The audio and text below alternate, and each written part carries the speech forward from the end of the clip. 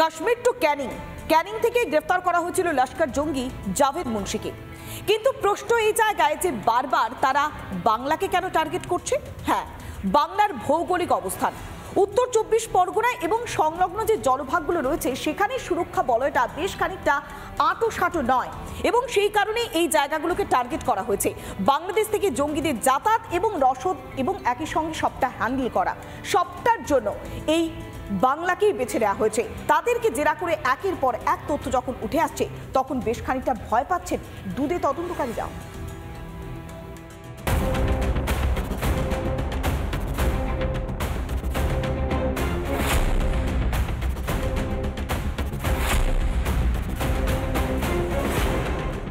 লস্কর জঙ্গিদের লক্ষ্য পশ্চিমবঙ্গের অসুরক্ষিত জলসীমান্ত। এখানে স্থানীয় পুলিশের নজরদারিও কম, ফলে ফান্ড আনাও সুবিধে। ফলে এই রুট ব্যবহার করেই বাংলাদেশের জঙ্গিদের অবাধ অনুপ্রবেশ। হিঙ্গলগঞ্জের শামশেরনগর, গোসাবার পাঠানখালী, বসিরহাটের হাসনাবাদ, এই জলপথকে সক্রিয় করাই উদ্দেশ্য ছিল লস্করের জঙ্গি জাভেদ মুন্সির।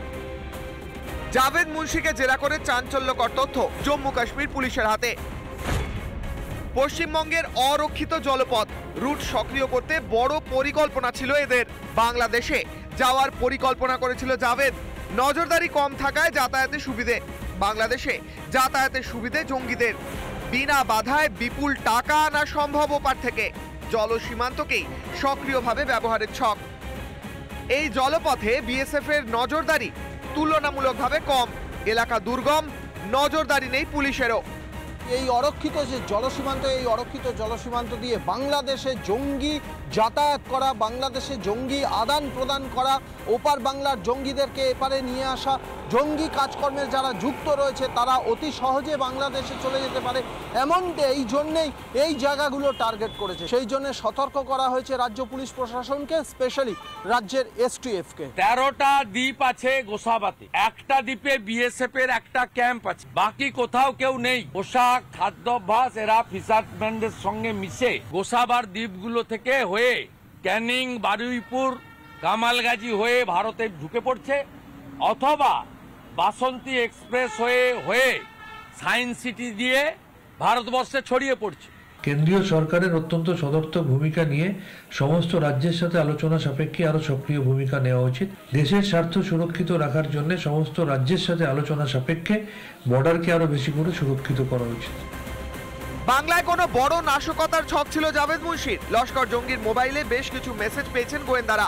সেই মেসেজ ডিকোড করার চেষ্টা চলছে। সৈকত পালের রিপোর্ট, রিপাবলিক বাংলা। সীমান্তের এপারে দিব্যি কাজ করছে বাংলাদেশের সিম কার্ড। কাঁটাতারের বেড়া বা সীমান্তের যে বেড়া, সেই বেড়াজাল মানছে না সিম কার্ডের নেটওয়ার্ক। আর তাতেই জঙ্গিদের গতিবিধি বুঝতে বেশ খানিকটা বেগ পেতে হচ্ছে গোয়েন্দাদের। দেখুন আমাদের রিপাবলিক বাংলার এক্সক্লুসিভ রিপোর্ট। যেই সমস্ত জঙ্গিরা ধরা পড়েছে তারা ভারতের মাটিতে দাঁড়িয়ে বাংলাদেশের সিম ব্যবহার করে তারা ভারতের বুকে জঙ্গি জাল বিস্তার করছেন।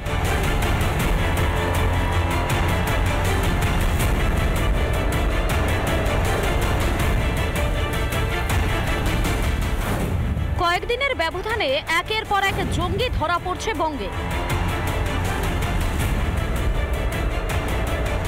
সীমান্ত এলাকায় পাকড়াও হয়েছে বাংলাদেশি অনুপ্রবেশকারীও। এরপরই গোদের ওপর বিস্ফোরণের মতো উঠে আসছে বিস্ফোরক তথ্য। বিএসএফ সূত্রের খবর, কাঁটাতারহীন এলাকায় জঙ্গিদের স্বর্গরাজ্য। এপারে রমরমিয়ে চলছে বাংলাদেশি সিম কার্ড। আমার কাছে একটি বাংলাদেশের নাম্বার, যে নাম্বারটি রবি কোম্পানি বাংলাদেশের, আর এখান থেকে একটা ফোন করার চেষ্টা করব ভারতীয় নাম্বারে। অর্থাৎ এই যে আমি কোড দিচ্ছি, আইএসডি কোড, যেটি আমাদের ভারতীয় +91, এবার ভারতীয় একটি নাম্বার আমি ডায়াল করছি। সেই নাম্বারটি ডায়াল করার পরে সেখানে জানা যাবে বা দেখা যাবে যে ফোনটা কিভাবে অনায়াসে ভারতের থেকে ভারতেই মাটিতে দাঁড়িয়ে কিন্তু ভারতের নাম্বারে ফোনটা চলে আসছে। স্বাভাবিকভাবেই একবার সরাসরি আমাদের রিপাবলিক বাংলা দর্শক যারা দেখছেন তাদেরকে একবার দেখাবো বা শোনানোর চেষ্টা করছি। দেখুন রিং হচ্ছে ফোন কলটি, যে নাম্বারটিতে কল করছি। পাশাপাশি আমার যে আরেকটি নাম্বার, দেখুন সেই নাম্বারে, অর্থাৎ যেটি ভারতীয় নাম্বার, সেই নাম্বারে কিন্তু ফোন কলটা চলে এসছে ইন্টারন্যাশনাল কল, বাংলাদেশের নাম্বার। শুধু পেট্রাপোল সীমান্তেই নয়, সীমান্ত থেকে প্রায় 3 কিলোমিটার দূরেও দিব্যি চলছে বাংলাদেশের নেটওয়ার্ক।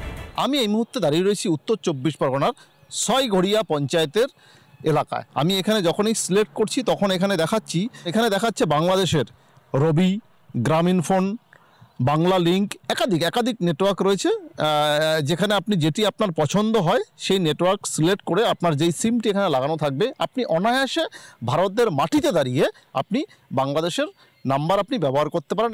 একই ছবি সীমান্ত থেকে আরো ভেতরে গাইঘাটা বিডিও অফিস চত্বর এলাকাতেও একই ছবি।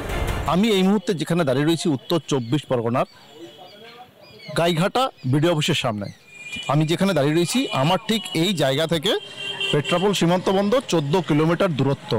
ঠিক এখানে দাঁড়িয়ে এখানে একটা চিত্র আপনাদেরকে দেখাচ্ছি এই মুহূর্তে, যারা রিপাবলিক বাংলা দর্শক যারা রয়েছেন, মোবাইল নেটওয়ার্ক এখানে কিসের নেটওয়ার্ক পাচ্ছে একবার আপনাদেরকে সেই ছবিটাও একবার দেখাবো, সরাসরি আমার ফোন থেকেই দেখাবো।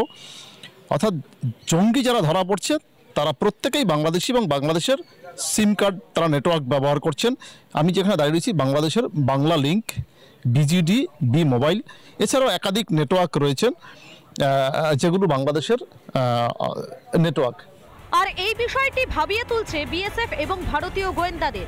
বাংলাদেশে সিম কার্ডের গতিবিধি নজরে রাখতে হিমশিম খাচ্ছেন গোয়েন্দারা।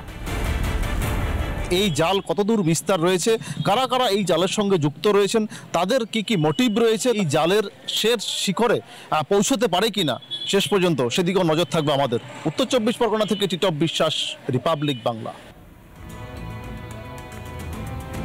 বাংলাদেশ লাগোয়া হিলি সীমান্তে এবার গ্রেফতার করা হয়েছে একজন বাংলাদেশি যুবককে।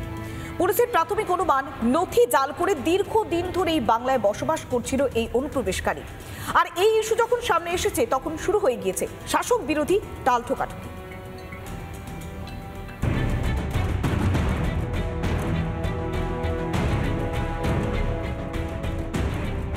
কোথাও ধরা পড়ছে জঙ্গি, আবার কোথাও গ্রেপ্তার হচ্ছে বাংলাদেশি অনুপ্রবেশকারী। এই প্রেক্ষাপটে গোয়েন্দাদের উদ্বেগ বাড়াচ্ছে সীমান্ত পরিস্থিতি। প্রথমে দক্ষিণ দিনাজপুরের কুমারগঞ্জে ধরা পড়েছিল এক বাংলাদেশি। এর কয়েক ঘন্টার মধ্যেই একই জেলার হিলি সীমান্তে ধরা পড়ল আরও এক অনুপ্রবেশকারী। ভারতের সীমান্ত পেরিয়ে বাংলাদেশে ফেরার সময় পাকড়াও হয় বাংলাদেশের বগুড়ার বাসিন্দা রাতুল বসাক।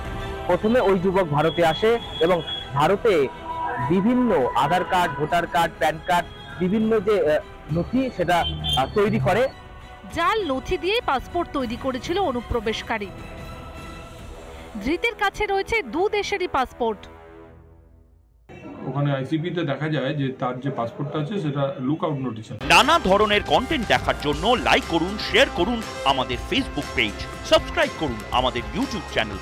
পাশাপাশি অন্যান্য ব্রেকিং নিউজের জন্য অবশ্যই চোখ রাখুন রিপাবলিক বাংলায়।